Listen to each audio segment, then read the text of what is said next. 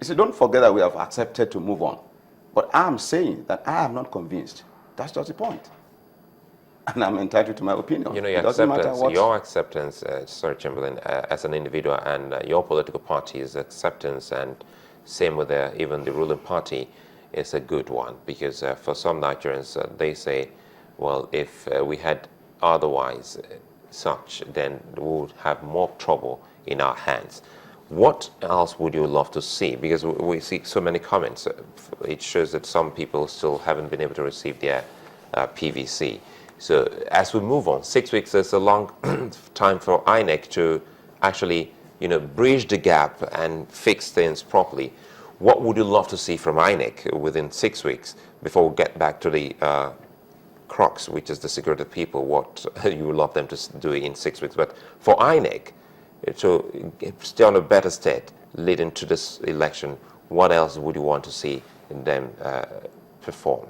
Yes, one of the most important things is what you've said, which INEC has said to, which is making the PVCs available for those who desire to put. You don't forget that no matter what you do, you will never have 100% collection.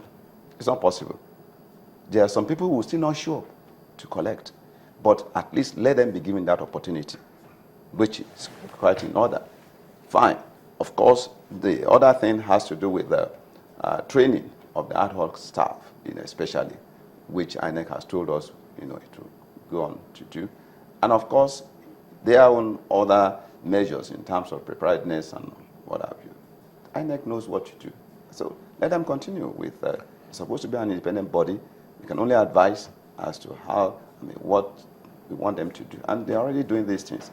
INEC told us, that they are ready. Yes, maybe one or two hitches there, but they never told us that they would not be in position to overcome before the election day. So let them continue what they are doing, and let's just hope that at the end of the day, the poll shift, the reasons adduced, will have been overcome. Let me bring one more thing about security before we come back on this matter. About what they also said, because while we asked questions, they said, first of all, dealing with the Chad Basin security architecture, they said that Chad recently has agreed and signed that agreement with Nigeria on how to contribute their own company to that region, which is headquartered in Baga. And then recently we also saw that attack in Yola while they were trying to take over the airport.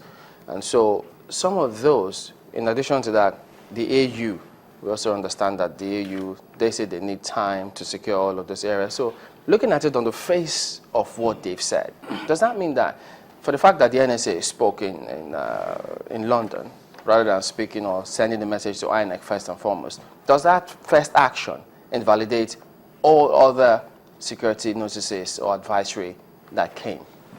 Chamberlain, at the risk of repeating myself, the NSA did not talk about security.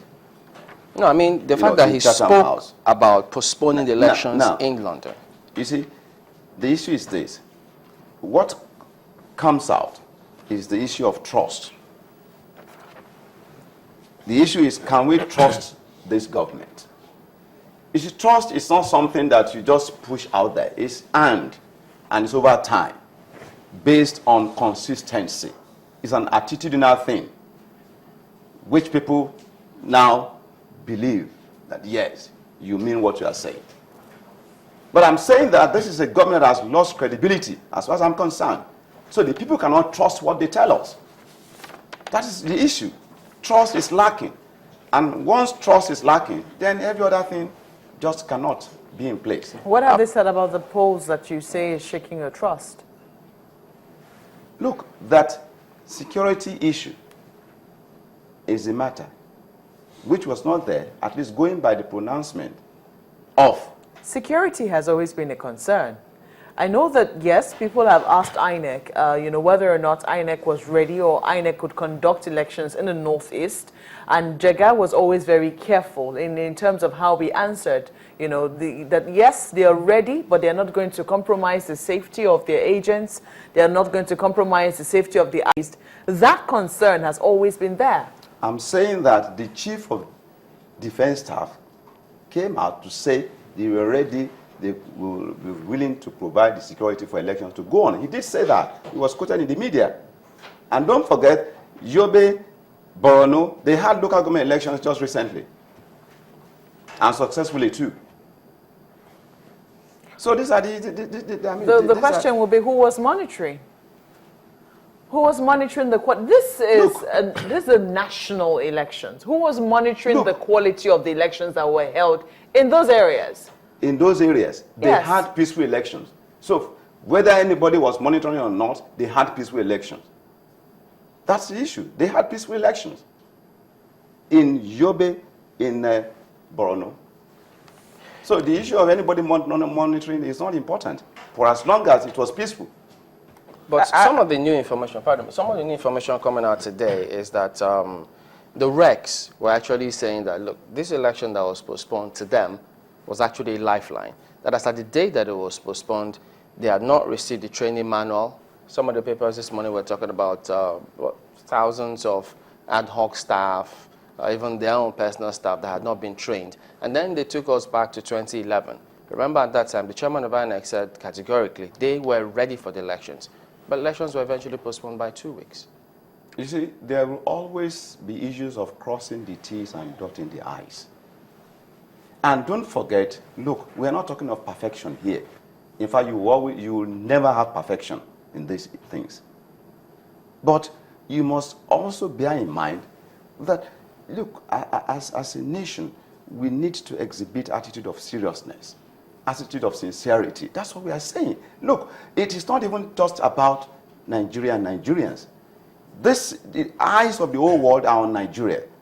I can tell you that EU officials, observer group, they're already in the country. They visited me in office. So these people will now have to go back. You know, very quickly before we go for the news, which excuse would have gone down well with you if INEC had come up to say we're not ready because of, well, PVC distribution and the security situation which the security chiefs have come up with, which would go down well with you? Look, Alede, if you listened carefully to Jiga in his press briefing,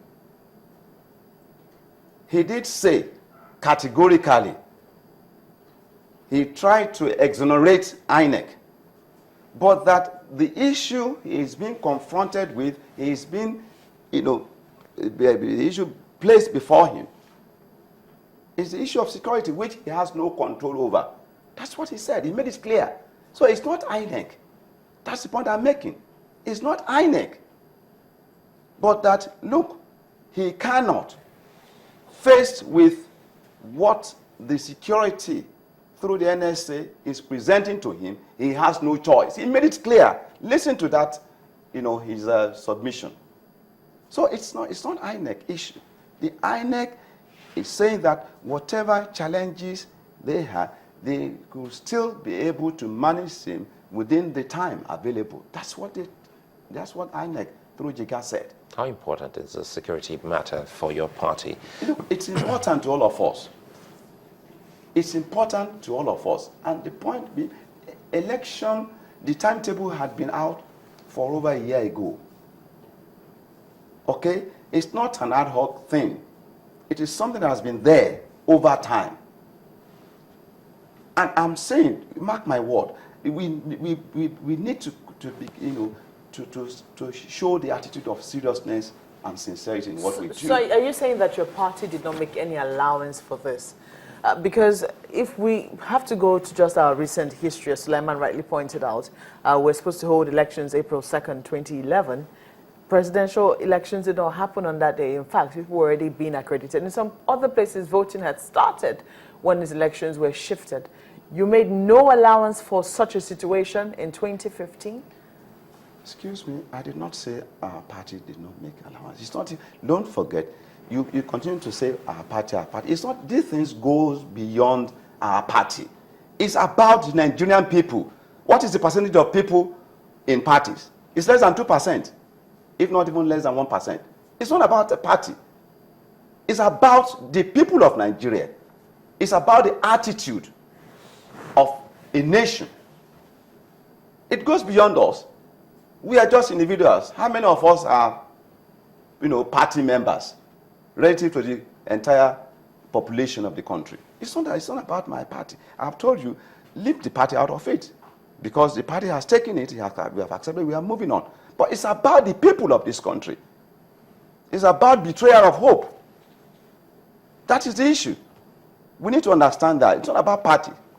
But Senator, at that National Council of State meeting, there were those who said if Nigerians were privy to the proceedings as it transpired, that they were surely going to get indication that the elections may certainly be shifted because they all could not agree on how it was going to be.